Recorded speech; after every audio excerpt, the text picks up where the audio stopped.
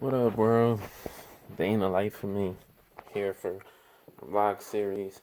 Just wanted to reach out, see how everybody's doing today.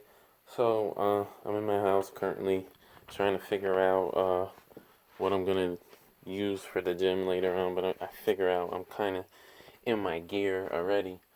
Um, so I figure today I talk with you guys about what I've been up to recently. What I've been doing is actually I'm thinking about writing this book about the complexity of the mind. With everything that's been going on, and my condolences out to the families in Dayton and El Paso that's going through the shootings. It's messed up. All this mass shooting and um, violence that's going on in the world. There's so many things that we can do to combat it. And we don't have to always resort to violence. Violence is something that always has a negative outcome, and it never gets you anything good. You know, now they're talking about the person who's a shooter had mental illness. Every time that a shooting happens, they say the person had mental illness. Now, whether they had mental illness or they didn't, it shouldn't matter because at the end of the day, there are things that we can do in our lives to better our lives, to make ourselves better. And we as people are also responsible for ourselves and others around us. If your friend is suffering or you feel like they're going through something, reach out, lend a helping hand. They may not want it at the moment, but the point that you're there and you're asking for it, maybe somebody never asked for it in the past, and that might be something to change it. You know, according to the World Health Organization, about I think 1 in 4 people, maybe even actually, let me scratch that. A third of the world actually suffers from mental illness. Now, I'm not making this video about mental illness, but what I'm doing is, let me set this light here. What I'm doing is that I'm trying to let you guys know that it is prevalent. There are things that goes on, but we can stop this. We can stop the violence. We can stop the behaviors. We can stop killing each other and try to better ourselves in this world. We don't need to be going around killing, robbing, and stealing. Like, we go out there and we make an honest living. It's not easy out there. Life is not meant to be easy. But it is up to us to make a change in the world. Okay? We have to be that change. Alright? If we can't be that change, then nobody's going to do it for us. So, part of my fitness journey is going through life, and I myself have challenges. Now, I'm going to go in here and sit down and chat with you guys a little bit. Try and put this camera down somewhere so that you can see me all right. Actually, let's go here. Yeah. All right. So, part of my fitness journey, it's not been easy. I played soccer all my life, going from 4 years old all the way up to college. Um, then I played as an adult in some semi-pro leagues, and then life just came. Went to college, I finished, ended up going to grad school, graduating with my master's, and in between all that time, since 2007, I started working like towards a career. But before that, I was doing refereeing and some other stuff just to make money, to help myself with college. But fitness goes hand in hand with life. Everything that you do in fitness translates over to life. If you go to do your workout and you have a plan, right? You have to have a plan in life too. You can't just go into life and be like, you know what, I'm going to go and do this. I'm going to go and be an engineer. But you don't know what it takes to be an engineer. You have to go through school. You might have to get certifications. You might need internships. You might need hours.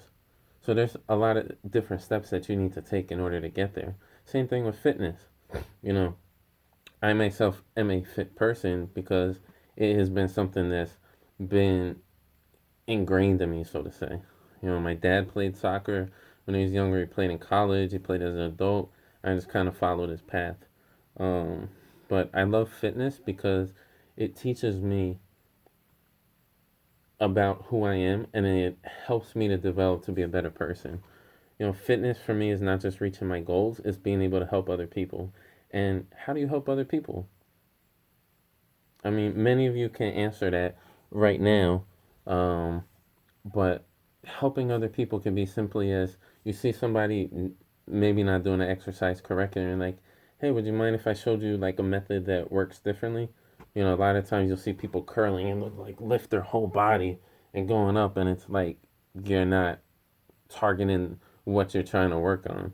So with fitness, you have to motivate yourself. You have to be a self motivator. You have to be willing to push yourself daily, or you know, you have to set realistic goals. If you're first starting off with fitness, a realistic goal would not be going 5 to 6 times a week to the gym. A realistic goal would be going maybe 2 times a week to the gym, you know, for a half an hour. Because there's nothing wrong with starting small. It's better that you start small and have small realistic goals than have large unrealistic goals. Because the chances of failure will be a lot higher if you set unrealistic goals.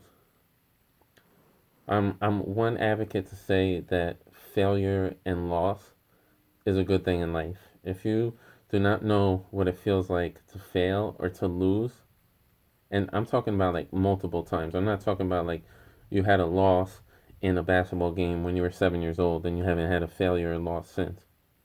Failure could be losing a job. A failure could be not living up to the expectations of your family. A loss could be a loss of a partner, a loss of a friend, a loss in a game, a loss of a bet.